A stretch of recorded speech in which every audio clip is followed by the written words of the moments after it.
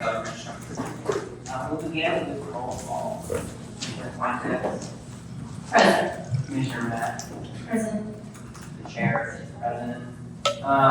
We'll first start with public comment that will be administered by staff, and then we'll go into neighborhood council community impact statements. You can see those if you have them for the second part. All right, fantastic. We have just at the moment 7 names on the list. I'm going to call 3 names at a time. Please line up and let us know if you have 1 or 2 minutes. 1 minute, there's 1 item, so it's general public comment, and there's 1 item, so you can speak on general public comment for a minute, or the item, or both for 2 minutes. Bruce. Let's see. I can't. Is that an Espinoza last name? Yes, sir. Perfect. And Marlanta. Perfect. Those 3, please come up. Bruce. All right. 1 or 2 minutes. 1 minute. All righty. Go ahead. I'm Bruce Dixon, leader volunteer with People Without Vote. RCV and STAR agree on the current ballot method is unfair to third parties. We both agree a better ballot method solves problems. Both ballots use a 2-round method. How does each ballot differ in their first round? RCV ballots ask voters to rank each candidate, 1 candidate for each rank. Voters are penalized for giving 2 candidates the same rank or skipping a rank. On the other side, STAR asks volunteers to score each candidate from 0 to 5 stars. No penalty for giving additional candidates the same number of stars.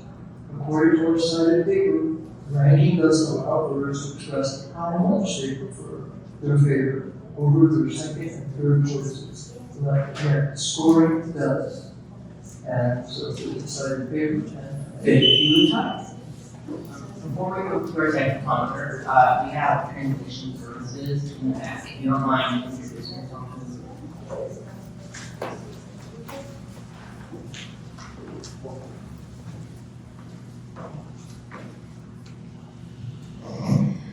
Hola, buenas tardes. Hello, good afternoon. Si alguien requiere interpretación en español, tiene la misma cantidad de tiempo para dar su comentario. Y van a detener el reloj para usted. Gracias. Thanks so much. We can resume. 2 minutes. There you go. Hello everyone, my name is Johan Nelson. I'm a resident of Council District 2. I've knocked on thousands of doors for the last decade, and I've heard from voters across the political spectrum. And one of the things I hear too often that politicians don't reflect the communities they serve, or that their vote doesn't count. So what's the point of voting? Right? That is why it's important for promotion, because voting when it comes to expansion, a vote does go further. Folks who feel like their vote actually counts the outcome. And I want I want us politicians to rebuild trust between communities and their electeds. Also, to put on the record, you're going to hear from other voting methods today, and it was rejected in Eugene, Oregon, by 65% of the vote. All right. And let's see. Okay, got 1 or 2 minutes. And then next will be Michael, Chris, and Austin. 1 or 2 minutes? 2. Good afternoon, members of the council, and thank you for your time. My name is Amaranta, and I stand before you today to speak on behalf of the Los Angeles community, advocating for a better and fair electoral system. As we strive for democracy that truly reflects the diverse voices of our city, I urge you to consider the benefits of proportional ranked choice voting systems, or PRC. Bottom line, PRCV is a tested, trusted, and voter-friendly system.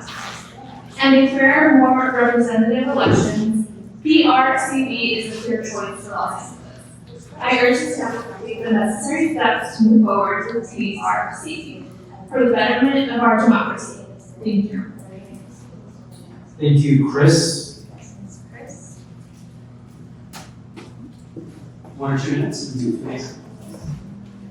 Hello, I am Chris Marion, and I'm a volunteer for Cal RCV. I support council expansion in multi-member districts at Drutman Presentation. interest. While all these have advantages individually, the combination of three reforms will be particularly powerful in improving representation in Los Angeles. Utilizing proportional ranked choice voting with multi-member districts will reduce election costs and alleviate the difficulties that plague the city associated with drawing fair district members. The names minorities will be represented even when they're geographically spread out. Additionally, multi-member districts provide a check on corruption since a single person is not responsible for all sittings in district. My favorite part of ranked choice voting is that the voters get to vote for the candidate they support the most instead of picking out how other people vote. And we have seen this across the nation and internationally. Thank you. Thank you, Austin and Jared. 1 minute? Okay, 2 minutes, go ahead. Hello. Thank you for giving extended time today to talk about voting. I'm here in support of star voting, but ultimately I'm here in support of more fair, diverse, and representative elections. Throughout these meetings, you've heard countless others support these values as well. And there's even more of the written comments for today's meeting. The comments differ on naming star or RCV as a solution, but they're aligned on the issues and concerns. Some key highlights I saw from the written RCV comments are vote their true hearts without compromising, allow more diverse candidates to enter the race, reflecting the collective will of the people, fair elections, campaigns are not impacted by the spoils effect. The list goes on. I ask that you listen to these comments, listen to the core issues we're all naming, and listen to the research evaluating how well different methods address those issues. I'm here advocating for STAR because the evidence is clear that it meets the needs of Los Angeles better than any other method available. All these voices make it clear that Los Angeles is ready for this. We don't need to wait for other cities to improve their democracy first and give us permission to catch up. Los Angeles should be a leader for California and not restrict ourselves to a status quo. If there's a solution that best aligns with our values as a city, that's the solution we should move forward with. And now is the time to take the first step. Yes, that first step will take some work. Any change in our election system would, but other cities, big and small, have shown it's entirely possible to implement new voting methods. Star voting would greatly improve our existing system on its own, but I also view the ballot as the foundation for all other reforms that come after. If you want to introduce proportional and mayoral elections on the same ballot, Star ballots are your best option. If you want to save money and time by eliminating the primary, Star is the best option there too. Let's go on. I'm asking you to look ahead and see the brightest future for Los Angeles. If you do, I'm confident you'll see Star voting there too. Thank you. Thank you, Jared. And after Jared, we have Rob and Steven. Jared Hardy, 2 minutes, please. I'm here representing myself. I'm downtown LA resident. We were on before that, LA since college. I'm generally going to speak against voter disenfranchisement, which is what the current system gives. We all saw in 2000 in the chat problem that wouldn't exist with a system like food or score voting, where you just say choose any instead of choose one. Similarly, for ranked choice voting, strict rank can be disenfranchising if somebody messes up and ranks 2 candidates the same way or fails to rank. So score voting is basically the same, but if you choose 2 in the same rank, it's effectively the same score. So keep it simple, stop disenfranchising voters, make it so more representation that the voters choose, not that the existing politicians choose, can come in front and lead us into a better future. That's all. I would also speak for mixed member representation instead of gerrymandering, but that doesn't seem to be on the docket. Thank you. Okay, Rob, then Steve.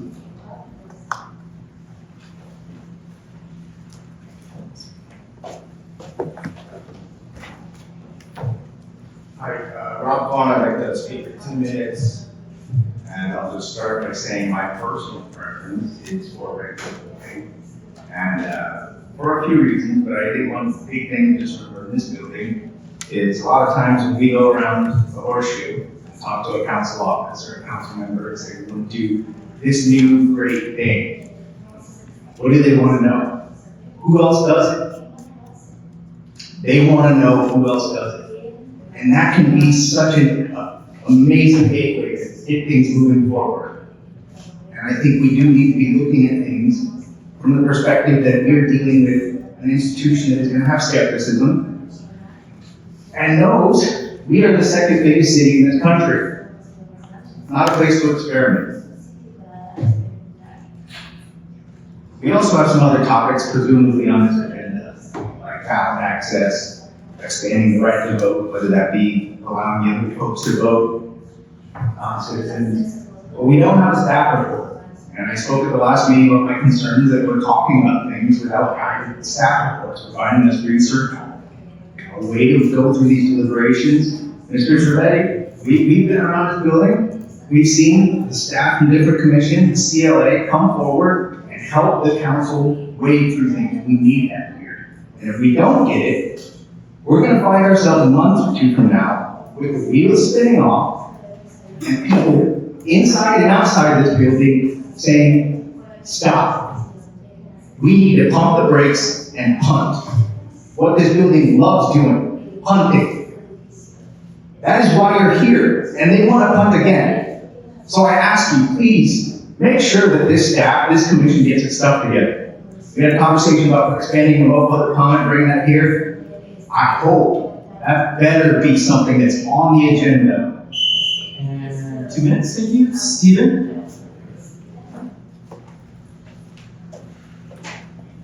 1 or 2 minutes? 1 minute.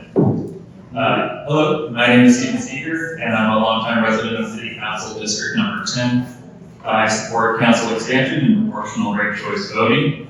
You'll be hearing from the representatives of other voting methods, but I wanted to remind you all that ranked choice voting has been tried and tested both globally and here in the United States. Also, for a subject this important to the people of LA, I would kindly request in the future that we hold these hearings at a more convenient time and more advance notice, so it'll be more easier for constituents to attend. Alrighty, that's our last time. Did anyone in addition, go ahead, sir? 1 or 2 minutes? 2 minutes. 2 minutes, alright. And anyone else who wants, please? Come on up, get closer, and then go. My name is Michael Hall. I'm a serial in CD2, and I support council expansion, anti-city districts, and the adoption of abortion arrangements voting.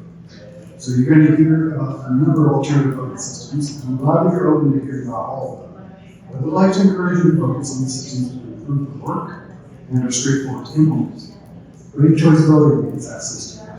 It's already used in more than 60 U.S. states, statewide in the last decade, and for decades in places like Australia, Ireland, Kansas, Massachusetts, and San Francisco. Millions of voters have used it successfully in hundreds of elections. Ranked choice voting saves money by eliminating costly primaries and runoffs, encourages more cost campaigns since candidates must appeal to potential support, and it boosts diversity by making it easier for women candidates opponents to run with without fears of being voted. Ranked choice voting ensures no votes are wasted. It produces truly representative outcomes. It's explicitly authorized in California law, and it works with existing election methods. It's tested, it's trusted, and it's verified. So the bottom line is, RCV is the proven path towards fairer and more representative elections. For LA, RCV is the choice. Thank you so much. Okay, thank you. Hold on 1 second, we're just going to try and put up audio really quick.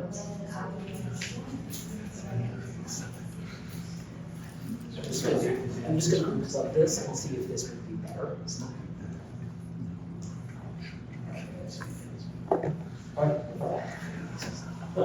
Alright, sir, 1 or 2 minutes? 2 minutes. Alright, 2 minutes. Hopefully this will improve the audio for some people. They'll text. Test. Go ahead. How does that sound? Yes, Okay. right into the microphone. Thanks. My name is Paul Oakley, and I'm a homeowner in Van Nuys. My wife has been here for her whole life. I've been in the city for 21 years. Both my children call the city home. I want to say that I'm a supporter of ranked choice voting and council expansion. There's going to be a few speakers here today that are going to cite some studies that may be flawed and flawed may be a lot of mythology. I will be emailing some counters to these proposals to you after the meeting. I didn't have time to bring them with you today. It is Thursday at 4 o'clock, which is hard to get to. I had to bring my son, and he's probably the worst day of his life. He's going to come sit through this with us all. But I wanted to be here because this is really important. Proportional ranked choice voting is groundbreaking reform that is not only proven time and again, but this city is ready for that moment. It's an incredible opportunity to show to the rest of the state and to the rest of the country what we can do here with real reform. We're sitting in this meeting, remember, because of some really unfortunate stuff that happened a few years back that kind of made our city the laughing stock of the country. And with proven reforms that provide better representation and better results for everyone, we can be a shining example for the entire country. So as these presentations happen today, I would ask you to take into account these three different methodologies. Really ask yourself, why is it that one of these methodologies is being adopted everywhere you look? Tens of millions of Americans are now voting using ranked choice voting, and with some of these other methodologies, you'd be hard pressed to find them used anywhere outside of classrooms and factions. So thank you very much. Thank you. The very last, Everyone, 1 or 2 minutes. 2 minutes. Good evening, Commissioners. My name is Nicholas Caputo. I'm a member of the Cal RCV Council, and I'm speaking as the founder of Political Advance. I want to urge you to adopt 2 reforms together for this meeting: ranked choice voting for all city elections and expansion of our council to 29 members. Ranked choice voting makes sure winners have majority support, not just a small slice of the electorate. It reduces the spoiler effect, letting voters rank their true preferences and rewards candidates who build broader coalitions, which involves talking to people who are not exactly like. It also eliminates the need for policy runoffs that drain taxpayer dollars and depress turnout, and especially at a time when we could less afford to waste any money at all. Instead, we get an instant runoff in one election. This means more legitimacy for our city leaders, less cynicism for voters, which is, I think, underrated in our time, and probably right. But legitimacy also depends on representation. While San is the most underrepresented resident of any major U.S. city, and almost any city in the world outside of literal autocracies, each council member currently represents about 270,000 people, and by contrast, the average city in Los Angeles County, when you exclude LA and Long Beach, has about 79,000 residents. I was at a neighborhood council meeting last night, and Mark Fuentes, one of the fantastic field deputies for Luis Martinez, Mark Fuentes, the field deputy, has more constituents than the average city in Los Angeles County. So, expanding to 29 counties would cut districts down to a size where people can actually reach their representative while still being larger than most cities in the county. And it would also allow for actual representation so that not multiple communities are lumped into one district, where we can't realistically have a single council member accurately reflect the culture and the needs of every single member of their constituency, even if they're fantastic people. Together, ranked choice voting and council tend to hit multiple words with one cell. They are not the only reform which is the entire thing for this commission. They can make campaigns more civil, winners more legitimate, and representation more real. And this commission is serious about strengthening democracy in LA. These reforms must get reformed. Thank you. Okay. That was very loud. 1 minute. 1 minute. Okay. Very loud. Okay. Go for it. Hi, my name is Sean Woodward. I'm just here to support Cal RCV and ranked choice voting. Ranked choice voting allows voices that normally wouldn't have the opportunity to rise in public to become representatives, and he's here to support that. That's all I got. Thank you. Perfect. All right. That concludes public comment, Mr. Chair. Thank you. Do we have any neighborhood councils here with us today that have approved community impact statements they'd like to present? Seeing none, we'll move on to item number 1 on our agenda. This is a study session on government structure. We will be talking about this issue related to elections and voting. We'll have 3 presentations with us. Each presentation will be about 20 minutes, and then we'll have 10 minutes for commissioners to ask our presenters questions. I'll leave it to staff to set up. Okay, well, I'll just make sure it's the screen as well. We're just keep on trying to improve our audio. Thank you, Mr. Chair. Let's see, we do have our first presenter on right now. I'd like to introduce everyone to Lee Drutman, who is a senior fellow at the New America for political reform and in the political reform program. He's on video with us from DC today, so really appreciate him joining us at this late hour on the east side of the country. So I turn it over to Lee for his presentation. Hello, can you hear me? Yes, let us get the speaker a little closer. Hold on 1 second.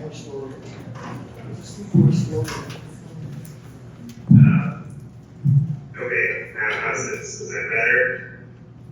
You just put the microphone on the computer.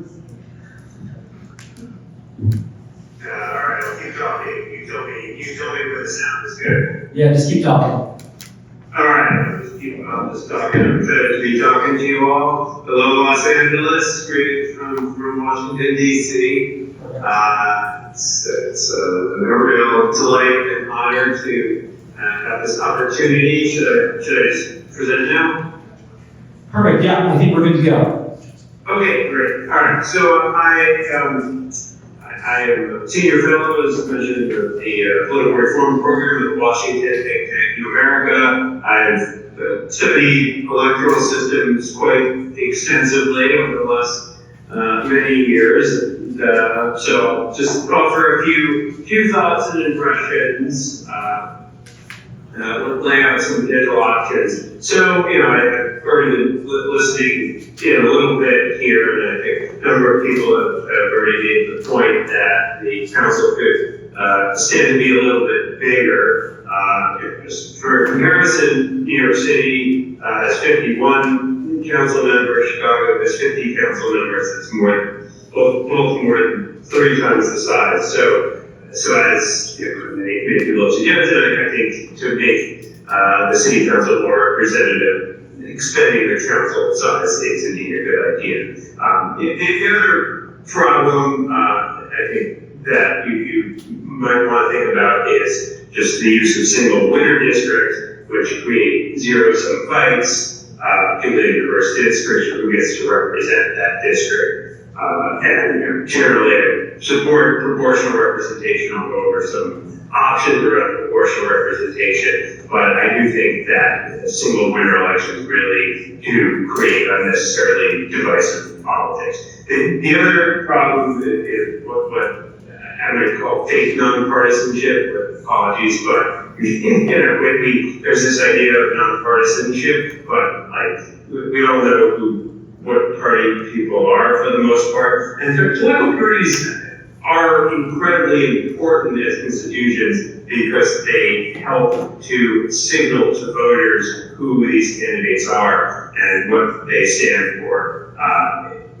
It's hard for people to really evaluate candidates and without that, and so what often happens is that the real factions get hidden, which is contributes to some frustration among voters for what people are actually standing for, but also means that voters use other cues to decide who they support, particularly racial cues, ethnic cues, gender cues, and there's a lot of political science research to suggest that in the absence of partisan cues, these other cues affect voting. So I understand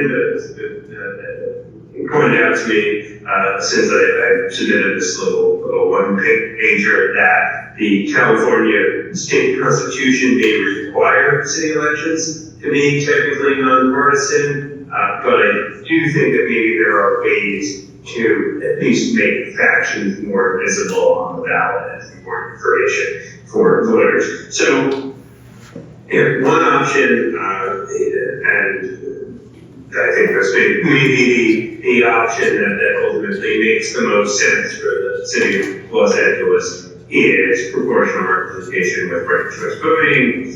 Some people vote PR, RCV, some people vote single transferable vote. It does work with the existing nonpartisan structure of the city, and basically what you might do where you adopt something like this is to create larger districts, it requires larger districts, probably 3 to 5 representatives per district, increase council size, maybe 30 to 45 seats, And then the single transferable vote system means that voters rank their candidates and votes get transferred until, 3 members would remain in a 3-member district or 5 for us. Remain in a 5 district. And, there are different quota systems that you can use to allocate votes. Now, one, issue with this, and I'll come back to this when we talk about single winner ranked choice voting, is that the ranking can sometimes be a little bit confusing for voters who might not have preferences across multiple candidates. Portland, Oregon, as you may be aware, has adopted this system. And I think in the initial election, there was an overwhelming number of candidates, and voters got a little confused. There also, with the transfers, there can be a little bit of a black box problem of how votes are tallied. Now, these are not insurmountable problems through education and just transparency. Voters can be educated. Now, one thing that solves some of the cognitive burden on voters of having to go through a large number of candidates is to offer group lists or slates. Cambridge, Massachusetts, which has long used this system, is exploring some stuff with it around this. Portland is now realizing that some form of grouping or slates or clarified endorsements might make this a little bit more manageable. Now, Australia, which has used this system for their Senate since 1948, has in recent decades moved more towards grouped party lists. So initially, you would vote with, and in Australia, you're mandatory voting, and you have to rank all the candidates. But that turned out to be a lot for a lot of voters. So increasingly, Australia has moved to what they call above the line voting, where you just pick among different party lists and you rank those lists in order. And consistently, 95% of Australian voters prefer that system because it means that they just can choose the party and choose the party's rankings all at once without having to evaluate a bunch of different candidates. So I think that solves some of the problems in here that may cause confusion in a system of proportional RCV. So that probably would be the system that would make the most sense. But I want to just offer two other types of proportional representation.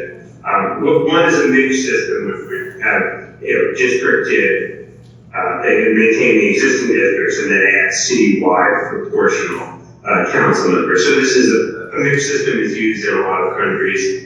New Zealand and Germany are sort of model democracies, and the idea of having mixed systems. Some seats are elected through individual districts, some seats are elected proportionally citywide, and the advantage of electing certain candidates citywide, maybe you have 15 additional, maybe even 30 additional, is that there are a lot of interests that are not concentrated enough in a single district or even a single 3-member district to get representation or certain groups or interests that would benefit from the opportunity to have a candidate who would only need to get 5% if you have 20 citywide seats or even less maybe. Now, there's pros and cons to that system, which I'm happy to talk about. But, one challenge for a city that's technically nonpartisan is you need to have some way to group candidates, potentially through slates, and that could create some challenges, although there are certainly advantages to doing that.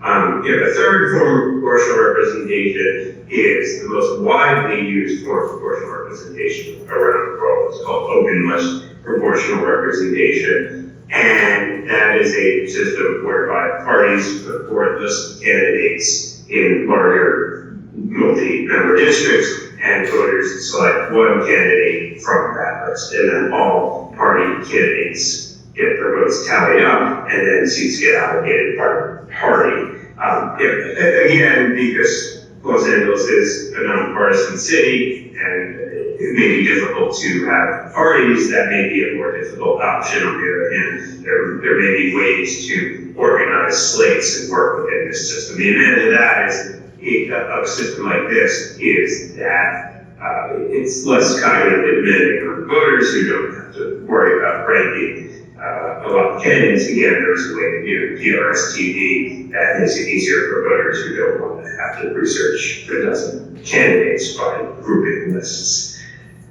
A fun fact is that the LA Charter Commission in 1913 recommended open list PR for Los Angeles, and it was voted down. The history books tell me that the Los Angeles Times came out strongly against it as a socialist plot that effectively killed it. But who knows, that history gone a different way. Los Angeles might have been the model open-list PR city in the United States. Another issue is, I know the discussion of whether to do ranked choice voting within the single winner seats to preserve the existing single winner seats, and whether a move to ranked choice voting would be an improvement over the existing two-round system. Now, in many ways, the two-round system and ranked choice voting are actually quite similar. They both are trying to get one majority winner. It's just the ranked choice voting does it in one election, the two-round system does it in two elections. Now, the argument for ranked choice voting doing it in one election is it's cheaper to run one election than two elections. The argument for having two elections is by narrowing it down to two candidates. Voters can see there's two candidates head-to-head. Additionally, I've studied ranked choice voting pretty extensively. I've read at this point 60 or 70 studies on ranked choice voting that have now come out. And generally, looking at the research in totality, I think it's kind of a mixed bag. There are certainly some benefits to ranked choice voting, but the benefits are pretty minimal, and I think they've largely been oversold by advocates. People who use it seem to be fine with it. Some lower income voters tend to be confused, tend to not fully use the rankings. At the end of the day, 95% of the time you're going to get the same result for a single plurality election and a ranked choice voting election. So it just doesn't seem to make a whole lot of difference in the single winner context. I think the real problem is just the way single winner elections create very zero-sum contest for a particular district that may be much more diverse than a single representative can capture, which is a good reason to have more proportional multi-winner districts that can have a much more diverse representation. And generally, most democracies use some form of proportional representation, and the political science literature on this is pretty clear that proportional representation does a better job of representing diversity. It generally produces a more diverse set of representatives across gender, across race and ethnicity, and across age. I think that, my bottom line would be, if you want to better represent the diversity of an incredibly diverse city, it would make a lot of sense to move to a larger council that is selected through some form of proportional representation, and probably the proportional representation system that would work best in a city that is nonpartisan is going to be the proportional RCV system with some form of group or slated. Although other options might be worth considering. Great, thank you so much. We can start with a few questions. Any of the commissioners have anything they'd like to ask? Commissioner Matt. Thank you so much for your presentation. I think I just have one question for clarification. I think given in the case of transition, I was just wondering, in your opinion, how would you talk about or even discuss what is the best way to prevent ballot exhaustion? I noticed that was in your paper handout that you shared with us, and also tackling kind of inadvertent challenges that might come up in terms of error in entry to communities that don't speak English. Typically, they're disenfranchised from language barriers. Just curious on your thoughts. Wait, sorry, I'm getting a lot of echo on that question. So I'm having I'll try again. How does it sound right now? it sounds very echoey.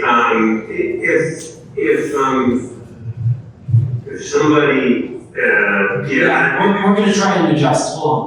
1 second. Can you hear me? I hate to like be that person, but like, could you like say it very slowly? Maybe that'll overcome the echo. Lee, can you hear me? Yes. Okay. Yeah, we're adjusting the sound right now, but how's this right now? Can you I can hear that. You can hear that? Okay, try again. Okay. How is sound now? That sounds a little better, yeah. Okay, I'm gonna ask slowly and as clear as I can. Just in short, just your thoughts on how to prevent ballot exhaustion in transition, in the case of transition, and then how do you go about potential inadvertent errors in entry in terms of communities who historically face language barriers to voting? Yeah, I think with any transition to a new voting system, the key is going to be just a lot of education. For communities, that the communities that are going to most struggle with the new ballot are the communities that you would expect to struggle with a new ballot. It's going to be lower income, lower education communities that tend to not be super politically engaged and may struggle with language barriers, and the only way to overcome that is just a massive investment in education and helping people to understand the new system and to explain what the system is and how to fill out their ballot. I think the challenge in any voting system is the simpler the system, the easier it is to understand, but the less representative it can be. To make the system more representative, you need to give people more options, and giving people more options increases complexity. So the challenge is to find a balance. This is why I think that if you move forward with a ranked choice voting system, ideally a proportional system, you think about some way to design a ballot in which voters can just check a party or a slate list or a group list that they know is going to represent their interests and not have to fill out a bunch of voting teams. That is the best way to prevent ballot exhaustion, is to create an option for voters to just basically vote for a slate. Thank you for that. I have a few questions. Is my audio okay for you? Yeah, it's a bit echoey, but I think if you just speak deliberately, Okay. I'll manage to figure it out here, you. Okay, I'll keep this efficient then. Do you think that any move to RCV from our current system would be outweighed by the issues it may pose to low-income voters, especially in the first few elections after implementation? It was a question about moving from the current system to a single winner RCV. Yeah, let's say moving from the current system to a single winner RCV. Yeah, I'm trying to. I don't see how that would really change. I don't think that would change things very much, and I think you would kind of be a little disappointed with the lack of change that produces. It would, you know, you already have a two-round system, so you're already guaranteeing majority winners. You know, it might save some money, but I don't think it can change voter experiences all that much. I think the real payoff and, you know, the real opportunity for Los Angeles to be a leader is to move to a more proportional voting system. Well, a lot of cities have already done the move to RCV, and, you know, it's fine. I think, you know, some people find it frustrating. Talk to your, you know, there's a lot of states in California, Northern California, who have already done that. And I mean, the overwhelming evidence that I've seen from the preponderance of political science studies, and there are a lot of them at this point, is that it just doesn't really, moving to single winner elections doesn't really, and moving to the single winner for RCV just really doesn't change things all that much. I'll ask one more question, I'll turn it over to Commissioner Fuentes. If we were to implement a change to any voting system in the charter, but it wasn't adequately resourced, meaning that there wasn't enough money invested into voter education efforts in the future, can you extrapolate what might happen to the electorate?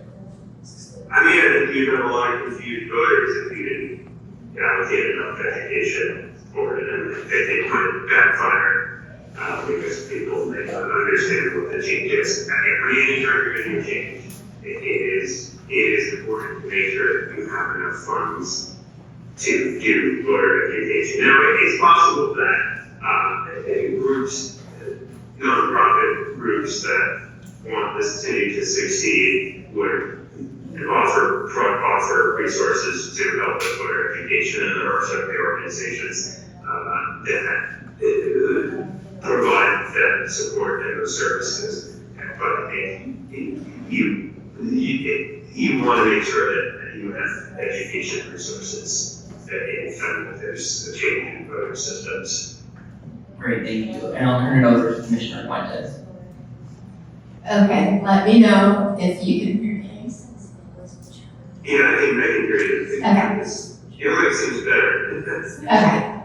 Our matching funds program was designed to reduce the influence of big money and open the door for more diverse candidates.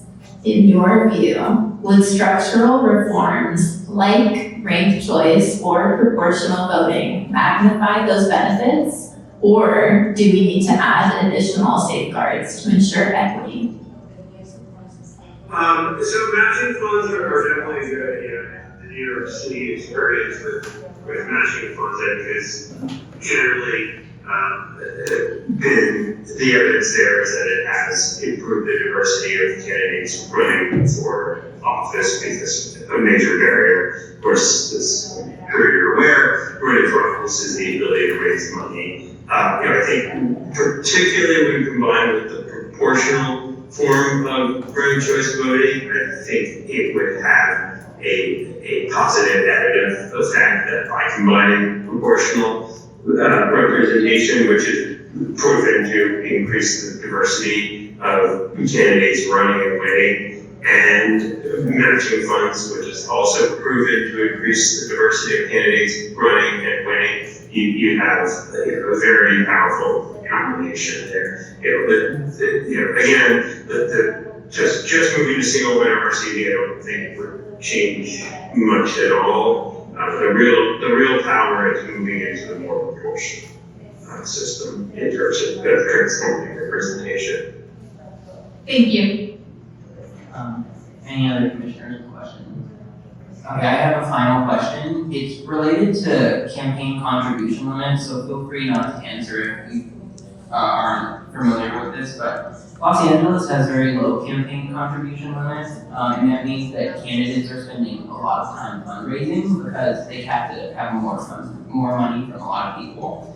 And a lot of our ethics violations that we were seeing here today are with regard to campaign contribution, the limits being exceeded. Do you think there's any value in raising the campaign contribution limits so that candidates spend more time campaigning, less time fundraising? I mean, you know, that's a trade-off there. It means that, I mean, you know, you have candidates who are raising more money from people who have a lot of money. There could be the case, in which case then just make peace with that reality, and that's fine. You know, I think the matching funds is a better way to approach that problem than just raising the limits, because I think, you know, that's more of an equalizer. I mean, or just outright, you know, public funding of elections, even publicly financed elections, and you know, the idea is somebody's paying politicians. Is it people of the city, or is it a limited number of people who are contributing to the candidates? Great. I mean, the matching funds is you know, essentially a version of public financing that requires people to do some small donor donations. You know, the city of Seattle has used vouchers where every citizen gets a certain amount of money that they can allocate towards whichever candidates they want. And you know, there seems to be modestly positive results from that on increasing the pool of candidates who are able to run for office. So I generally think that if you're worried about issues of campaign finance, the best solution is just to provide public support for candidates who want to run for office. Great. Well, thank you so much for joining us all the way from DC. We really appreciate your insight and perspective. Well, I appreciate the opportunity to talk to you virtually, and I enjoyed this conversation, so thank you for inviting me. Now we're moving on to our second presentation by Cal RCV. I think there might be a PowerPoint involved, so staff. Yeah, just give us a minute to get everything set up and just switch out. Thank you, Lee. Thank you so much. Have a great night.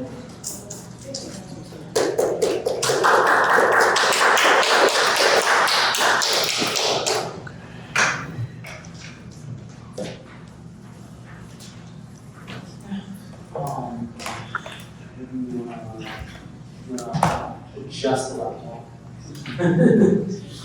We're gonna move the Zoom around. Well, yeah, so you need it.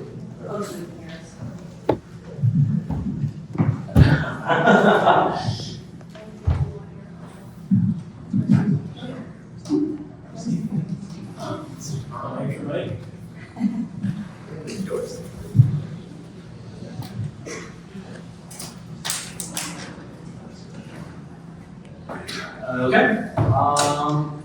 Here we go. All right, good afternoon, commissioners and staff, everybody else in the public. My name is Marcela Miranda Caballero. I'm the ED here at Cal RCV, and here with me today is Michael Feinstein, former council member and mayor of Santa Monica. Hi. We are here today to talk about proportional ranked choice voting, better elections for LA, and encourage you guys to continue studying PRCV as this process unfolds for the Charter Reform Commission. Next slide. So before we start our presentation, I just want to chat a little bit about Cal RCV. We are a nonpartisan nonprofit that's dedicated to raising awareness on ranked choice voting and getting it passed throughout several jurisdictions in the state of California. Our mission is just to expand RCV to ensure a better and more fair democracy here in the state of California. Next slide. To start off our agenda today, we're going to be talking about why reform is needed here in LA. We'll be talking about the status quo versus proportional representation. Then we'll move on to dominance and power sharing, the benefits for voters and candidates who can use PRCV, cost savings, and as well as next steps for the commission. If we have time, we will show a short video on how PRCV vote works. Next slide. Okay. So, LA is such a beautiful mosaic of people, all kinds of people, facial differences, ethnicity, socioeconomic class, people who have roots from all over the planet. And the fate of everybody in that mosaic is intertwined. But our electoral system doesn't bring that intertwining into government. Because we have these single seat, zero sum, winner take all elections that certainly within districts don't bring the full diversity and forces one part of our diversity to campaign against another in zero sum representation. So it's not surprising if people are unhappy with their government if it doesn't bring all of the voices to the table to start with to debate public policy. And that's a really root problem. And the Fed tapes scandal that we had was a way of showing how people are fighting over that zero sum representation so deeply and so ugly. But it was a warning sign, a canary in the coal mine, that it's not working. And that's why you're here, obviously. So that's the question you have to confront. And then the other thing about council enlargement, which of course makes sense to go with it, is that there's so much power concentrated in so few hands. And all these council members who are in trouble is the result, especially the power that goes around land use, and just having a very few people. And having multi-seat districts, which we are advocating, helps to diffuse that little power along with the larger city council. And the other thing to add is that, as you know, we have the worst per capita representation in the United States with our council. And there should be no question that we have to enlarge the council, it's just a question of how. Next slide. Yeah, you know, I didn't say next slide. So that was the ratio, you've seen the charts, it's terrible. Our per capita representation is terrible here. Can we go to the next slide real quick? And that chart right there was actually created by Fair of LA, and the citations there, if you want to take a look later on. Next slide. So LA's current system, as you all know, we hold our primaries in spring and the runoffs in the fall. But the reality is that most of the elections are decided in the primary elections. Since 2020, nearly 60% of council races were settled in primaries where the turnout was lower and less diverse. That means that voters who actually elect their elected officials or their leadership do not reflect the city as a whole. Next slide. So our previous speaker spoke about single winner RCV. Before we get into RCV, I just want to take a quick second to explain how single winner RCV works. In the general election, you rank the candidates in order of preference, so we ideally do not have a primary here. If no candidate receives more than 50% plus one in first choice votes, that's when the ranking comes in. If the candidate with the least number of votes is eliminated, and the votes are then assigned to the next preference for their second choice. This process continues until one candidate receives a majority of that 50% plus one, and there's a declared winner. Next slide. So proportional ranked choice voting, also known as STV or multi-winner ranked choice voting, is slightly different, where the difference here is you don't need 50% plus one, but you need 25% plus one vote. And PRCV is best used for legislative bodies like city council. It's why we're actually focusing on that here in LA specifically. If a candidate has extra votes beyond what they need, those votes transfer to the voters' next choice. If one meets the threshold, the lowest candidate is eliminated and all votes transferred. This process continues until all seats are filled. This ensures that different constituencies all learn representation instead of one group dominating everything.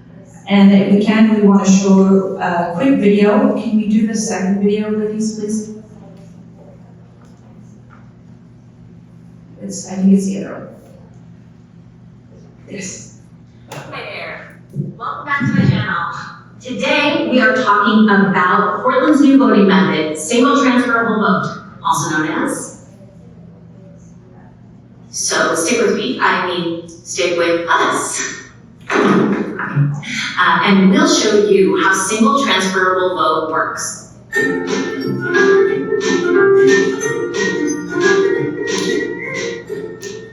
In this video, we're going to unpack Portland's new voting method for City Council. In 2024, voters in Portland will have the option to rank candidates on the ballot. Then those rankings will be used to elect the 3 most popular candidates in each district. Say hello to your candidates! Hi! There are 5 of them, but there are only 3 seats. What to do? To get one of these seats, they need to reach the threshold, With 3 seats available, the threshold is 25% plus 1 vote. Why? Think of it like dividing a cake. If 3 people take just over a quarter, then there's not enough left for anyone else to get a full slice. Let's say in this election there are 100 votes. That means the threshold is 26 votes. We'll start by counting everyone's first choice. Let's see. Wow! Mike's our first winner! Way to go, Mike! Okay, remember, Mike only needs 26 votes to win. Let's move Mike's extra votes, also known as surplus votes, to the second choice on his voters' ballots. But we're not just going to move the votes above the threshold, because then only those voters get to support their second choice. Instead, we'll move an equal portion of every vote for Mike to the second choice on that ballot. If you're the type of person who does fractions for fun, here is the math. For the rest of us, let's just say that Mike keeps only the votes he needs and the rest is divided equally between voters' second choices. And that Lee hits the threshold. Nice job, Lee. Okay, there's 1 seat left, but no one else has enough votes to be elected.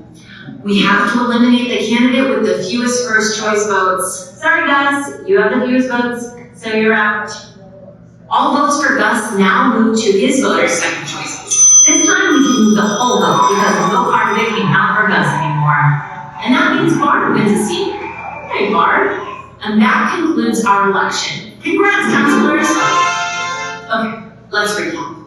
With single transferable vote, voters rank candidates, votes are counted in rounds, and candidates can win with a combination of first choice votes, surplus votes, and votes from eliminated candidates. Aw, guys. So if you want your favorite candidates to get as many votes as possible, make sure to rank your ballot. That's it for today. If this video was helpful to you, don't forget to hit that like button. And for more info, go to rosecityreform.org. Okay, bye! Thank you. So as you can see, this video accurately represents how PRC transforms the system. Instead of electing 1 person, you get to choose 3 people that will accurately reflect the community. Additionally, can I go to the next slide, please? One more. And one more. Additionally, this video was used as an example to voters in Portland, Oregon who currently uses PRC. So where are ranked ballots used? RCV isn't just an experiment. This is not new or untested like other systems you might hear about or have heard about. Here in the US, more than 50 cities and jurisdictions have adopted RCV, and internationally ranked ballots have been used for over 100 years in Australia and Ireland, and for 70 years in Cambridge, Massachusetts. Can you go to the next slide, please? Thank you. So the difference is simple here between single winner districts and multi-winner proportional districts. Under the status quo single winner, elections often produce unrepresentative results. One group dominates the other, fewer women are elected, and entire communities are left down in certain instances. It's a difference between dominance and shared power. We know that the size of the city council here in LA needs to be expanded, and we need more council members to accurately represent the communities. But if LA sticks to single-seat districts, we would still face serious challenges creating enough majority Black, API, and Latino districts to guarantee that these communities have a seat at the table. Early mapping that we have done has showed us that it will be extremely difficult to accomplish this, given that a lot of communities are spread out, especially the API community. We're looking forward to presenting some of that mapping on the October 16th meeting. Can we go to the next slide, please? So what happens in a current district that has a mix? And maybe when you look at the maps by precincts, a good portion of the city either has a Latino majority or plurality or a white plurality or majority. So those communities have the best chance to influence the election of the candidate of their choice in districts that are drawn there when there are single-seat districts. And even if you go to a lot of single-seat districts, you still have that demographic. What happens under proportional ranked choice voting is the second and third seats are in play to more of the diversity in that area. And therefore, you might have 2 Latino and 1 Black, or 1 white, 1 API, it'll vary around the city, and it makes these places just so more rich in the representation that we have. Now, a couple of interesting examples of how it plays out. We've had a situation in CD 15, which is stretching down to the board, where we've had a white person from San Pedro for 50 years, representing the area. You also have Watts, you also have Harbor City, you also have Wilmington, and we've never had anybody from those districts. So if it's a 3-seat district there, you've got a chance for those communities to also get somebody on the council. And how much more interesting, of course, because of the environmental justice issues that we have in the harbor.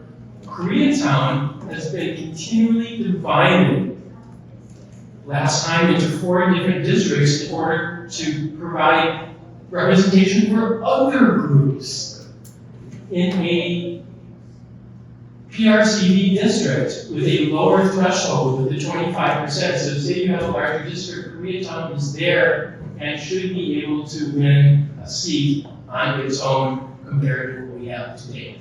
So the dynamic is just more of a rainbow of people in LA. And the other, to take Commissioner Fuentes' question about the public financing dollars, a lower threshold means you can campaign and need less to win, and more to people who already share a point of view. When you're trying to get a majority, often you have to spend a lot of money to send mailers, and I know I've run profits to people who don't necessarily agree with you, but you've got to get them to win. So the combination of the public financing together is essential. Next slide.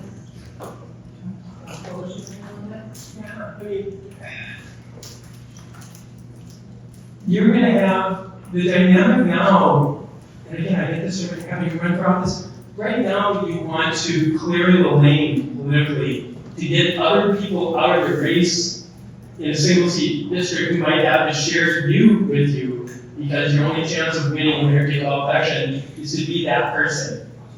In a 3-seat district, let's say that there are 4 candidates that want to see a new big park in the district. And the support from voters, instead of me trying to knock down the other ones, the support of all of them can ultimately congeal together and consolidate. And you see that on a range of issues. And the New York mayor, the New York mayor? Yeah, the New York, this Mondani, who just won the Democrat primary, the 7th place finisher, and he campaigned together. We had the same thing with Jane Kim and Mark Leno for mayor of San Francisco a few years ago. They campaigned together and said, vote for one of the 2 of us, and then vote for the other of us with your second choice. So it changes from the negative, awful dynamic we have, where to win I have to bring you down, to more of an issue-based dynamic. And that, of course, will get voters to be more positive towards the system and less turned off. Next slide. One more slide forward. Okay. So since you just talked about coalition building and for candidates what the benefits are, I want to talk a little bit about increasing voter confidence. So with PRCV voter confidence, what we've seen increases. With our current system, as you might all know, and you've probably been in this position, you don't want to waste your vote. So sometimes you wait last minute to put in your vote or send in your ballot because you don't want to vote for a candidate that might end up dropping out when the time comes for the election. We saw this actually in 2022 in the mayoral election here, when both Mike Fear and Joe Buscaino dropped out to avoid dividing their votes. With PRCV, we avoid having that issue where voters feel like their vote is being wasted, and then also, candidates don't fear you splitting the vote eventually. With PRCV, voters know their preferences count, and they have more confidence in the system. As you see here on the slide, in Portland, 80% of voters helped elect at least one candidate that ended up winning or that they supported. So with PRCV, voices go further. Next slide. Mike spoke about this just a little bit ago, about Mondani winning in New York City recently, and Leto and San Francisco. This also increases candidate confidence because you can actually sub-endorse other colleagues of yours that are running in the same race. So you feel like you can focus more on the issues, on the policy. It reduces negative campaign. It doesn't eliminate it, but it does reduce it because now you're focusing on the real issues. Next slide. Before I talk about public financing, which I did a little bit before, I want to mention that Rob Bonta, the state attorney general, has already come and said that there's not enough Latinos on the council here. The current system, Okay, so public financing dollars that if you only have to apply to one election instead of 2 elections, the public financing dollars go further. And they go further also if you need a lower threshold to get elected than the simple majority. There's a lot of pressure on public financing dollars here already. And if we go to more council seats, there's going to be more demand on public financing dollars. So if you combine it together, you're better off. The dollars will go further. And I also just want to mention this is where I was thinking about the thing. From a Voting Rights Act standpoint, it shouldn't just be how you draw districts, but it's what electorate is choosing. And we know that folks in color in LA vote in higher percentages in the general election than they do in the primary. So we are literally now holding elections at times when a less diverse electorate is choosing. It's just so wrong. The other thing with the financing here is that one election instead of 2 is going to save the city money as well. So a lot of savings. It's more efficient along with more inclusive. Next slide. Just spoke about election cost savings. Next slide. So PRCV in conclusion is the time is right now. Council expansion is on the table. We definitely think you should be studying PRCV along with council expansion, and the public is ready. There was a poll that was conducted of 800 likely voters about 2 years ago by FM3 Research, and 71% of respondents say that they prefer ranked choice voting over winner take all. Next slide. The more people that have a seat at the table means less people who are on the menu. For the implementation approved by the voters in 2026, the education campaign that the chair asked about, we would have until the 2032 elections. So there is a long time. The county would have time to go ahead and implement the system, a lot of time for public education, and it goes into play in 2032 along with the new districts. Yeah, and we'll be back on October 16th to really show the demographic difference by mapping with different size councils, both with single seat and multi-seat, to really see in reality what the differences would be. And that in the end is, I think, going to be very determinative. Thank you. Thank you, Kim. We look forward to your questions.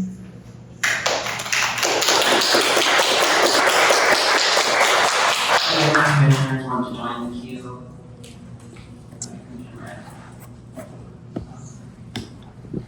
Thank you for your presentation. I appreciate the breakdown and even the timeline that you gave towards the end. I have a couple of questions. I'm just going to start with one first and then we can go around. But I think you talked a lot about turnout and folks engaging in election focused primaries and in general. I think given your expertise in proportional ranked choice voting, what do you think are the implications or the impact of the effectiveness of this electoral system or this election system if turnout in LA continues to remain low? Because I think what we've been facing is low turnout overall generally, and so what are your thoughts? We're in a city that isn't working well. There are socioeconomic core issues for the livability here that aren't working. So people don't have a voice in that. They get more disenchanted and the frustration level goes up. It's not good. And when we talk about representation from different communities, we're not just referencing race too. We're talking about people from different socioeconomic backgrounds. We're talking about folks from different sides of the ideological spectrum. So to Mike's point, we want to get folks that are representing people because that way they feel heard, they feel inclined to vote. Right now, there's just no trust in government, and I think that's just across the board, not just in LA. So we want to make sure that the system is working for people, and essentially that's. The traditional debate is always, is it race or is it class? And the thing with the RCV is that there is a class. We try with Voting Rights Act to get at race. There's also a class with lower thresholds to get elected.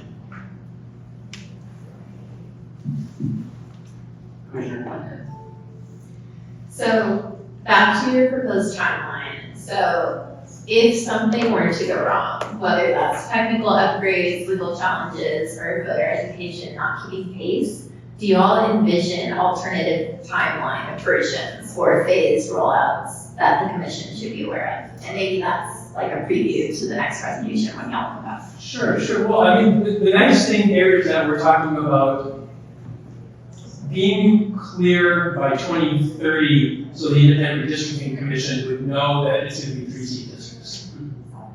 The county will have enough time by then, and whatever legal challenges, if there are, it's in place. It's in place, the RCV is in place someplace, but if there are legal challenges, they should be straightened out. And we've actually had voter implementation done in less time in New York City, for example, or in Portland, and so that voter education implementation aspect can definitely be done with this amount of time. Great, thank you. My question is about multi-number districts. I think that you all know that state, like at-large state senate districts are typically illegal because having too many voters in too large of a mass could dilute the power of minority voters. And I think related but obviously different. In a multi-member district, how do we implement that without diluting power to the extent where you are affecting minority voting blocks? Because right now the benefit of single seat districts is that you can have majority minority districts where one group will have a cohesive say, but in a multi-member district you're not combining these together. So how do you square the circle there? The reality is it's just people live in places that you can't draw many majority-minority districts. And even in the California Voting Rights Act, there are opportunity districts where it's not even a majority. But it's still hard to do that, and just because of where people live. So if there's a plurality of 35% and you're next to 25%, you don't get anything today, even if there's a lot more seats. In New York, they have RCV, but they do a primary and a general. And I know you touched on why we shouldn't have a primary in the state or in the city of Los Angeles. Can you expand on that a little bit? And do you think we should diverge from other states? Well, New York has partisan elections for all municipal elections except for school boards and a few village boards. So they have to pick a party nominee, and that's why they have two votes. So we were benefited then. Yes, we don't have to. I know that the presentation before this talked a little bit about slates and other potential amendments. Do you have any comments on? There are always going to be civic order. In Santa Monica, we had 7-member city council. We had 4 and then 3 staggered every 2 years. There are all kinds of slate cards that go out. Everybody's got them. And it's great. They're different constituencies, and you have some idea of where people are at. And the people in Los Angeles, or the people in Santa Monica are no smarter than the people in Los Angeles. We can do it. People here can do it too. Okay, great. I think we have time for another round of one question or two per person. Do you want to start, Commissioner? I think my question very simple is, what are people's reaction outside of this room? I think one, you mentioned kind of LA County Registrar Office and part of the timeline incorporating these have you had conversations with the County Registrar Office? What are the reactions? And 2, on the ground, like how are people, constituents of LA reacting to, I'm sure you guys are doing education and outreach, and so curious how that's been. So I think the thing with outreach is how you phrase a question. And if you say you think most people in your community should have a seat at the table of your local democracy, they go down. So the rollout in education and all the columns that we're going to be writing in the next couple months, I think we'll go to that angle. And your other question was, RCC. Or with RCC, how has, was the registrar office? oh yeah, County registrar office? RCC. Yeah. You're 'Cause I saw that. you're insider geek too, yeah. So what Lee Logan said when he came up with the VSAP is that it is going to be capable of being added, but he wasn't going to add it until cities asked for it.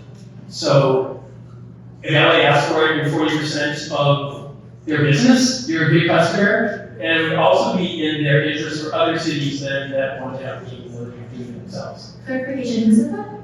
Lee Logan, the RCV, yeah. Thank you. My last question is on focus groups. I know that you said that you source data from polls that your coalition partners have done. Have you done any focus groups of voters who may or may not be aware of this and could be a little bit more representative than a poll? So, slice of the electorate, or definitely still have to be done.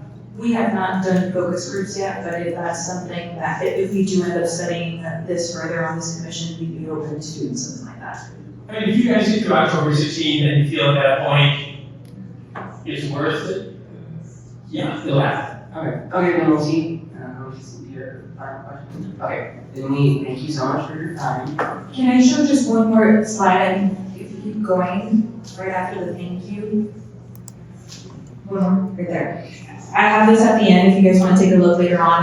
One of the speakers earlier did mention that, you know, this is confusing for voters. And we have exit polls from New York City specifically that 95% of all voters understood and they found it easy to rank their ballots, regardless of age, race, education, language spoken, and income level. Again, this is cited there on the hyperlink, but if you do the proper education, I always say you get out what you put in. So if there's proper education, people are going to understand the process. And the voting system is such a routine. It's totally confusing the primary because how do you vote when the votes are displayed? I just want to say how cool this is. We're going to be 25-year-old chair for a committee like this, and the three of you, young, up-and-coming future of the city, that you're on a commission like this. It's really exciting. Well, thank you so much for coming in for presenting today. Thank you. We have one more presentation, and that is on.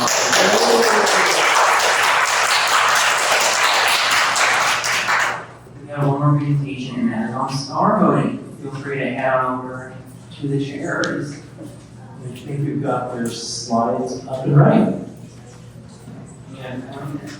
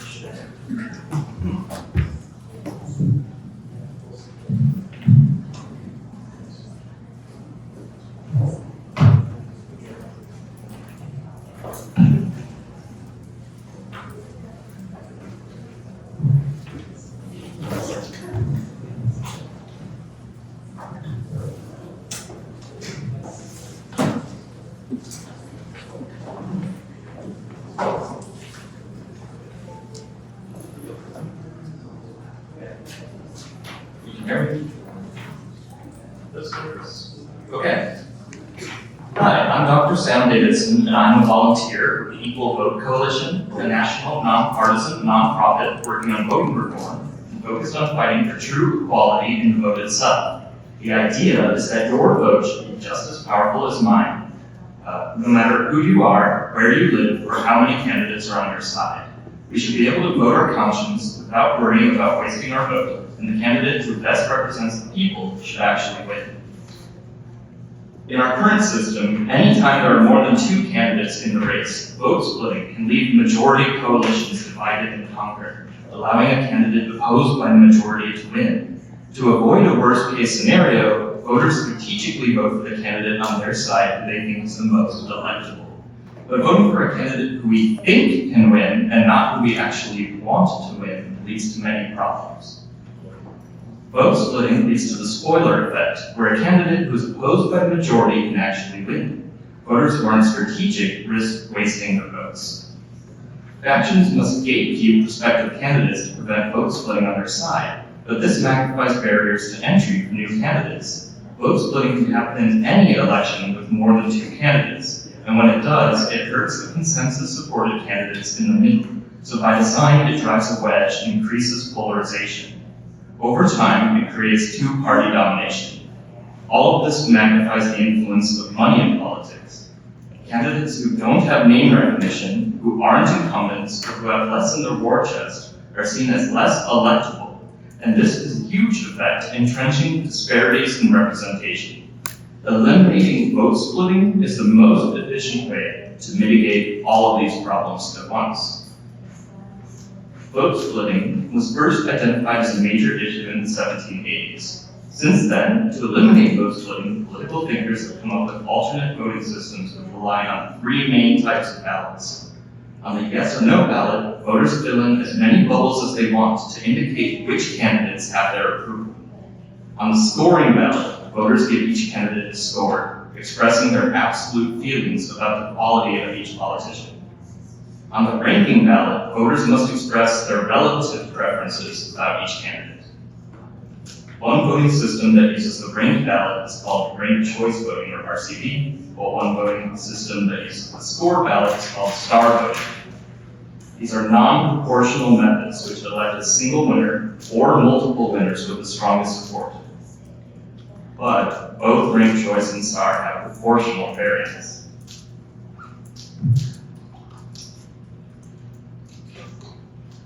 These proportional variants can be used to elect governing bodies that reflect the diverse electorate without requiring carefully drawn districts.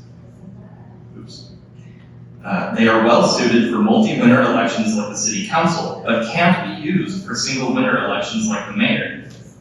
To be totally clear, these are 4 different voting systems. So in order to eliminate vote splitting, the voting method must allow voters to support as many candidates as they like, allow voters to support candidates equally, and count all valid data given. Star voting, rank robin, and approval voting each use a different style of ballot, but all 3 have the properties at the bottom of this slide, so they all fully eliminate vote splitting. Voting systems that require voters to pick just one candidate to support fail to eliminate vote splitting. Therefore, the Choose One system used nationally and the Top 2 system used in California both suffer from vote splitting. Ranked choice voting can partially mitigate vote splitting in less competitive elections, but vote splitting can still happen in close races under ranked choice because it fails all 3 of the criteria at the bottom of this slide. In real-world implementations of ranked choice, the number of candidates that voters can rank is limited, so it fails criterion 1. Ranked choice does not allow equal ranking, so it fails criterion 2 as well. Finally, it fails criterion 3 because some voters whose favorite is eliminated will still not have the rest of their rankings counted. Equality is one key prerequisite for a great voting method, since no voter should be at an unfair disadvantage, but there are others. A voting method should be also simple to use and understand, easy to tabulate and officiate, and easy to audit. It should be safe to honestly vote your conscience, and voters should also be able to express their full opinions. Winners should accurately represent the will of the people. Equal Vote uses these 5 principles to evaluate and compare voting systems, and star voting embodies all 5 most strongly of any voting system. Relative to star, rank robin is more complicated, and approval voting is less expressive, but they're still good. All we can really say in support of Choose One and Top 2 voting is that they are simple. Similarly, ranked choice is expressive, but that's about all it has going for it. A 6th desirable quality in a voting system is adaptability. Star voting is adaptable, being compatible with single or multi-winner elections. Optionally, proportional star can be used for multi-winner elections. Single-member and multi-member districts are both compatible with star. With STAR, no primaries are necessary, which would allow LA to save millions of dollars per election cycle. The March 2024 primary cost the city roughly $5.5 million. Conversely, STAR can be used for a primary that narrows a long list of candidates to 4 or 5 top candidates. STAR is fully compatible with election integrity principles. It is fully auditable and Scantron compatible, doesn't require new voting machines or infrastructure, and the consistent ballot format makes it a good match for all ballot media, including paper and vote by mail. Results are calculated just by simple addition, so they can be provided quickly and transparently. Here's how STAR works as a voter. I think Andre would be the best choice for president, so I give him 5 stars.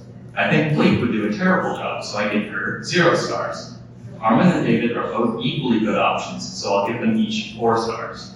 In this case, I'm indicating that my second choice is almost as good as my favorite, but I could just as easily show that my second choice is almost as bad as my worst case scenario.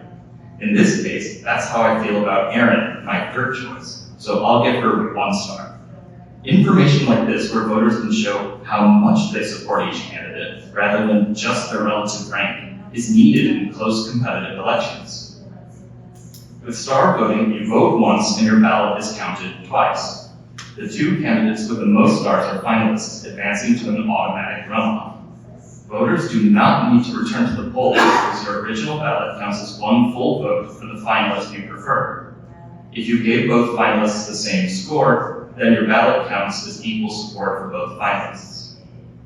In the end, whichever candidate had more votes in the automatic runoff round wins. In conclusion, STAR stands for Score, then Automatic Runoff, and that's exactly how it works. The 2 highest scoring candidates are finalists. Your vote goes to the finalist you scored higher, and the finalist with the most votes wins. Here's a real-life example.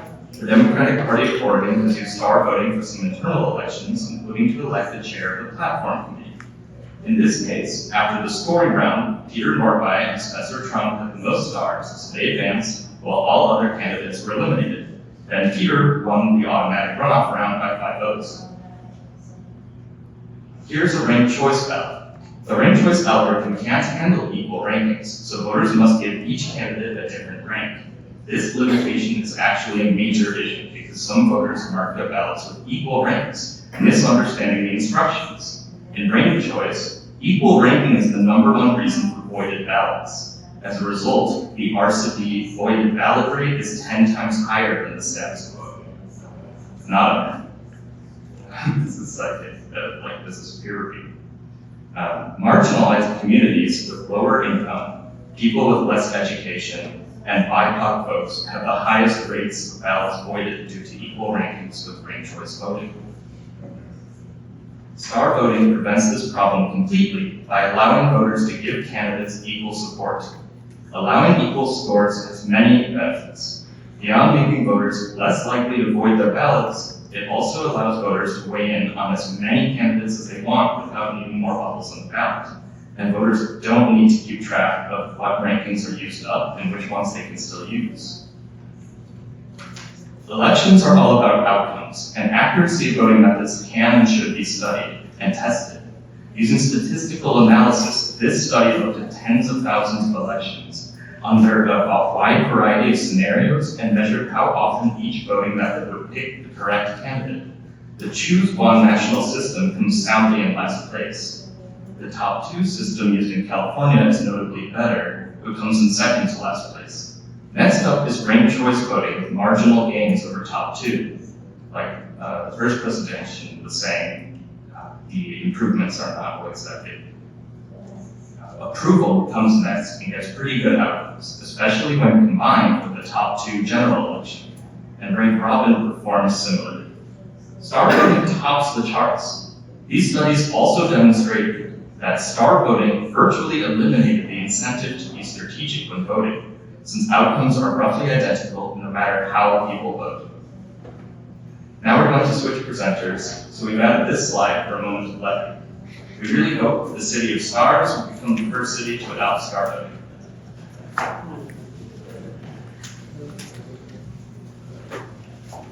Thank you so much, Sam. Yeah, stars would align, that would be amazing.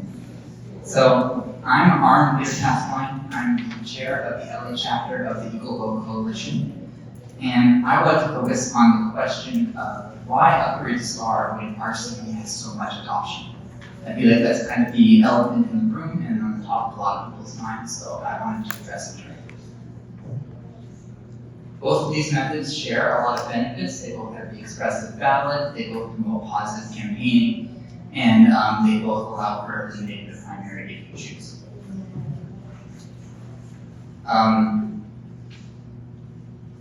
There are many reasons why we advocate for STAR over RCV, but the core reason we advocate most strongly boils down to one core reason, that is that RCV does not count all the rankings, even if some of those rankings could have made a difference. So what do I mean by that? Well, let's say you're running an RCV election, trying to figure out where to go for dinner. This voter brings sushi first, with curry second, and salad third. Curry and salad both get eliminated before sushi, so when sushi loses, this voter doesn't have the opportunity for their vote to transfer, and essentially 2/3 of the rankings went unused during the tally. If you cast a valid ballot in ranked choice voting, then your first choice is guaranteed to be counted, but whether your other rankings matter will depend on the elimination order. The idea with RCV is to keep your vote attached to your first choice as long as possible to ensure that your other rankings can't hurt your favorite. But the side effect is that many voters will have their first choice eliminated after their other options are already eliminated, and then lose the opportunity for their vote to transfer at all. So how many of these rankings are actually being counted? Well, in the recent New York City elections, they just used 33% of the ballot rankings in the tally. In the high-profile Alaska special election, 57% of the rankings were used to determine the results. And then earlier this year, when Redondo Beach used ranked choice voting for the first time, just 38% of the rankings were used during the tally process. These percentages will vary between elections. Alaska had a relatively higher percentage because it had fewer candidates and voters just gave fewer rankings overall. Ranked choice voting advocates will often point to polling data showing that voters really like having the expressive ballot and they understand how to fill out the ballot, which I'm sure is all true, but voters are probably assuming that their ballot is counting for more than it actually does. A lot of relevant information is lost here. Sometimes that can impact who wins, but even when it doesn't, it can still drastically skew the narrative of the results. As an example, here's a 2012 poll from New York City which surveyed voters about presidential candidates using a variety of voting systems. First, we'll compare Choose One with the first choice preferences from RCV. These are pretty much identical. Obama wins in a landslide, with Romney in a distant second place, and the remaining candidates trailing behind. Since Obama had more than 50% support in the first round of ranked choice voting, the voters' second and third choices were never counted, and these are all the insights that voters will be able to get despite giving all their rankings. In contrast, the approval and five-star ballot show the full breadth of voter support. The winner is the same, but the narrative couldn't be more different. Jill Stein in particular went from 4% support to over 50% support when approval or five-star ballots were used. Again, this poll only included New York City. We wouldn't expect to see these results across the country, but for New York, it makes a lot of sense that Jill Stein from the Green Party would be their second favorite rather than Romney. We're also seeing this in real RCV elections. Here's what New Yorkers saw on election day just a few months ago. Based on the first choice preferences, Mondani and Cuomo were the frontrunners with the other candidates trailing behind. And after the tabulation, Mondani won against Cuomo in the runoff. Mondani was a strong candidate in this race. The full ballot record showed he likely would have won under any voting method. But the data also showed that Lander and Adrian Adams were much stronger than you might think based on their 11 and 4% finishes. If either of them had faced Cuomo in the runoff, then they would have also won with more voters preferring either of them over Cuomo. If this election was run with a method that counts all the data, then the winner probably would not have changed, but the narrative would be very different. We can expect Lander and Adams to have a much stronger finish, and we expect Cuomo to be bumped down to a third or fourth place election. That has a big influence on how these candidates and their factions will proceed in future elections. There are also elections where the second and third choice rankings could have actually changed to winners. Let's talk about the spoiler effect. As a baseline, we'll talk about the 2000 presidential election. If it was just two candidates in that race, then Al Gore would have likely defeated Bush head-to-head. But if adding a third candidate with Ralph Nader split votes away from Gore and gave the win to Bush. RCV would have likely addressed this particular case, but when there are 3 or more competitive candidates in a race, RCV can still have a spoiler effect. And that's exactly what happened in Alaska's 2022 ranked choice voting election. If it was just 2 candidates with Republican Nick Begich and Democrat Mary Peltola, then Begich would have won that election. But by adding a third candidate with Sarah Palin, another Republican, and she split votes away from Begich, giving the win to Peltola. So Nader and Sarah Palin were both spoilers in this election. By entering the race, they split votes away from the stronger candidate in their faction and gave the win to the other side. There's a lot more to say about Alaska, and I made a whole website with animations breaking it down. You can check it out at rcvchangealaska.com. So again, that's RCVChangeAlaska.com. These animations are really cool. I hope you'll all check them out. And I don't want to be back on so far. Really enjoyed being it. Great. So a lot happened in the aftermath of this election. To be fair, the spoiler effect is still pretty rare under RCV. Out of the hundreds of RCV elections in the US, the spoiler effects only happened 3 times. But whenever it does happen, the impact is massive. In Alaska, this election triggered a repeal campaign, which was nearly successful at repealing RCV. They were just 737 votes short. In Burlington, they actually did repeal RCV, and it took 10 years to rebuild the movement and eventually re-adopt the method. And Moab was using RCV under a pilot program, and they opted not to renew after this election. Alaska, in particular, became a national story. It invoked a partisan response on both sides, with Democrats locking in for RCV and Republicans locking in against it, which is a real shame. Voting reform should not be a partisan issue, and the clear response should be to work together to upgrade the system. Many Republican states proceeded to ban RCV. It's currently banned in 17 states, with 14 of those happening in just the last 3 years. This also includes bans in North Dakota and Missouri, where approval voting was also banned through no fault of its own. We saw another development in the Alaska elections 2 years later. Despite still using RCV, candidate gatekeeping returned and a dozen candidates dropped out to avoid vote splitting in their party. We see the same trend nationally.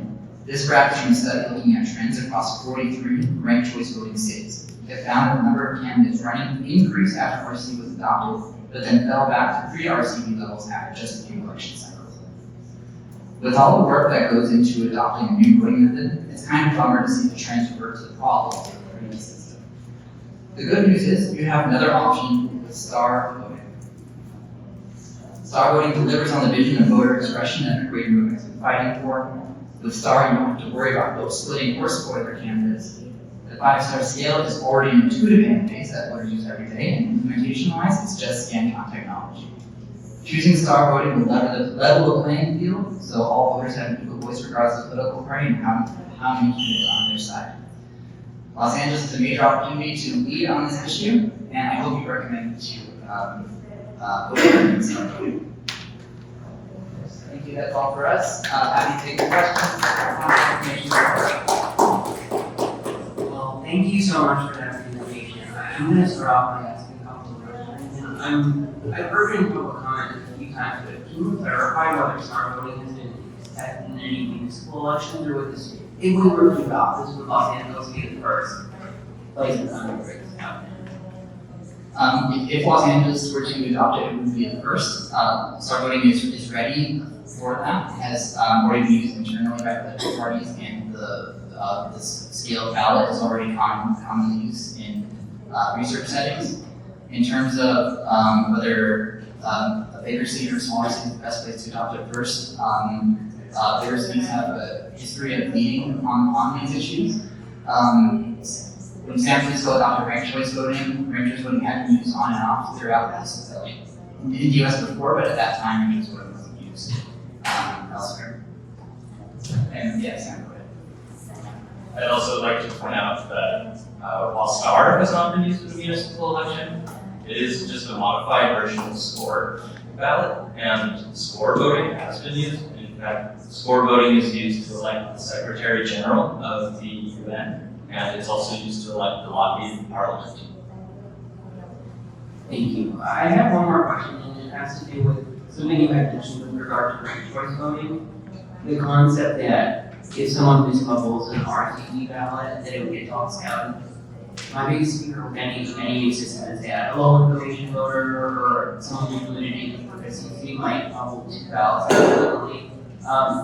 You had talked about how it's possible for other forms of modified RCV voting or STAR voting to resolve such an issue.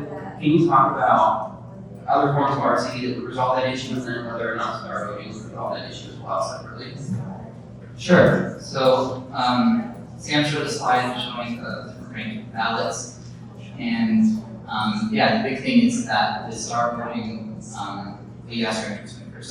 So there are another family of ranked methods. We enforce the ranked method called ranked robin, where it resolves those ballot error situations where it can show multiple first choice rankings if that's your preference, and the results are also much more transparent and also ballot data. And there's organizations that are also going to operate ranked choice voting to those Converse or ranked robin style methods. And yeah, STAR voting also achieves this. It's very difficult to make an error on your ballot in STAR voting because equal scores are allowed. Don't worry about skipped ranks. If this example was a ranked choice voting ballot where two columns are unfilled, depending on the jurisdiction, that's the potential to void your ballot. So that's another thing you have to worry about with the STAR voting ballot. So it's very difficult to void your ballot and all of the issues that is ranked choice voting in terms of that. That's really helpful, thank you. Any comments, Commissioner? Yeah, Commissioner comments? just building off of Commissioner Andrades' point, how can we be confident that STAR voting won't disenfranchise multilingual or historically marginalized voters in LA when introducing something that doesn't necessarily have public trust yet? So I'll point back to that. It's generally harder to void your ballot versus STAR voting, and I'll also say that the interface is much more familiar to voters. We talked a lot about today about voter education and how that's always a big lift to get something new adopted. But for STAR voting, that's not a big lift. People may rank things every day, but they don't rank things on this style of grid ballot every day. Voters are already comfortable with how to use this scoring on a 5-star scale. So I think you can expect lower. You still need to put voter education, but I expect it to be lower. I'll throw in like Griffith Park has like 60,000 people scoring it on Google Maps. So like people know how to give things 0 to 5 stars. That's pretty well known. Ranking is not so common in our society. And then my question is just purely a technical question. So I think just to clarify, you can vote for multiple vests. Is that correct? Yes. And so let's say on this example right here on your slide, I could vote everyone as fine. Yes, if you wanted to, that could be a way to vote. But if you want your vote to show, if you want your vote to count showing preference towards different candidates, then you should show that preference on your ballot. And then does the counting show up as like one vote for each of the candidates, or is it like my vote is then divided by 5 across the board? STAR voting is always counted in two rounds, which we add all the scores, and the 2 highest score getters will become finalists, and then your vote will go to whichever one you prefer the most. So it's just adding up the scores and then adding up the votes between the top two finalists. Thank you. Any other questions? Well, thank you so much for joining us today. We really appreciate you took the time for this presentation. Thank you all so much.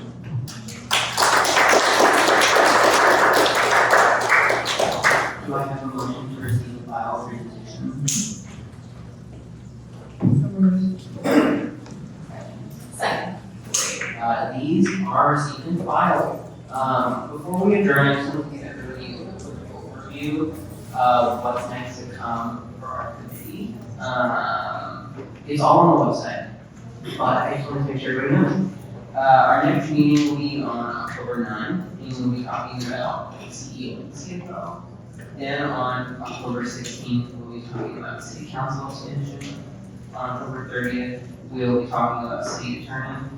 We'll have a break of a couple of weeks to think about our options, and then on November 12th, we'll return for our initial deliberations, and any other presenters weren't able to make it, we'll be able to share final remarks before our full committee our full commission deliberates on November 19th, where they might return issues back to the committee for further deliberation at a later date.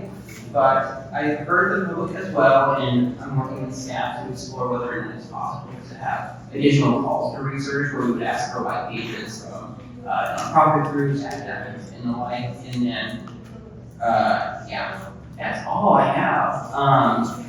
Yes, Executive Director. Perfect, thank you so much, Mr. Chair. I just wanted to remind those here and those watching especially that we are having our first virtual town hall Monday at, let's see, 5 p.m. Information, really quick, I almost forgot. Here we go. Monday at 5 p.m.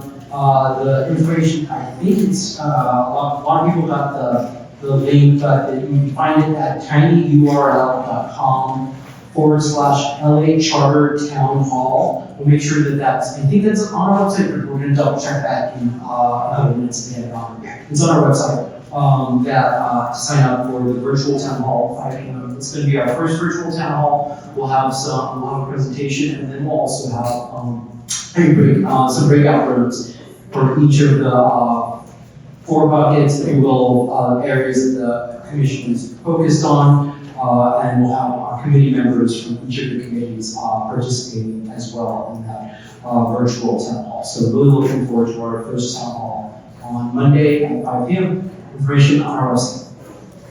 Thank you. The information and subject matter of our community will be listed on our website shortly.